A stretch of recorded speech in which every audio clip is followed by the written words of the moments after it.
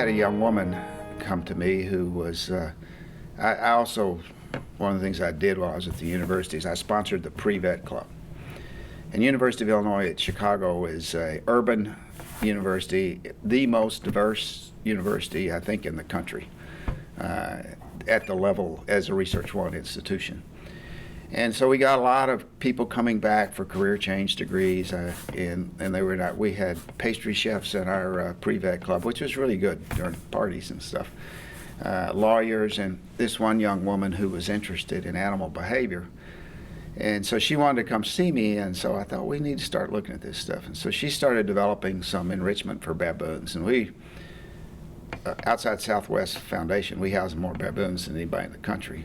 And just simple little stuff, foraging and monitoring behavior, and the whole enrichment thing has really exploded.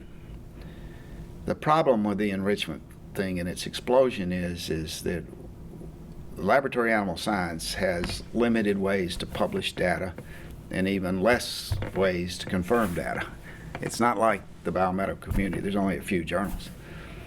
And people publish stuff. Many of our colleagues, veterinarians and laboratory, have become experts on behavior with no formal training in behavior. And so there's a lot of stuff out there in the literature, and people just want to jump in and enrich the environment of the animals without any consideration as to how that might impact the science. And so to some degree, this blind push for, without some science, push for enrichment has again created kind of a schism between the research community and the animal care community, because they don't know what it's going to do to their data. And if you've been doing the same model for years and years and years, and one of the speakers we've had here, Melinda Novak, who's done a lot of the work on primate behavior and enrichment, has pointed out on many occasions that monkeys aren't rats, and that all of the enrichment data that's been done up to date, not up now, but at that time, in rodents was looking at the effect of enriched environments on development of the brain, and not on what happens when you enrich the environment for something that's not raised in an enriched environment, which can create some problems. I liken it to if you grew up in New York City and all of a sudden got transferred to Wyoming, you go crazy, and vice versa. So enrichment has to be taken into the context of how the animal was raised, what the animal is being used, and a degree of common sense sometimes which is not liberally sprinkled around through our community. So I think that's a thing. I think we're still learning.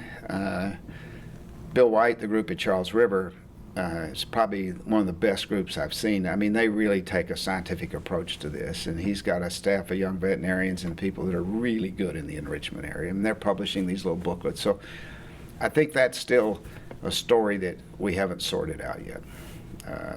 But we need to be careful when we jump in that we know how to swim. And there are a lot of people, just throw something in the cage. Well, you got 5 mice in there and you throw something in the cage. It's like throwing one candy bar into a room full of kids. One kid's going to be enriched. The rest of them are going to be madder than hell. So you have to look at this, and I think everybody was doing this with the right spirit in mind, but every once in a while we need to step back. My PhD advisor used to always ask these questions: does this make biological sense to you? And I used to drive my postdocs nuts with that. Does this make biological sense to you? And that's a question we don't ask often enough. Unfortunately, we just do it.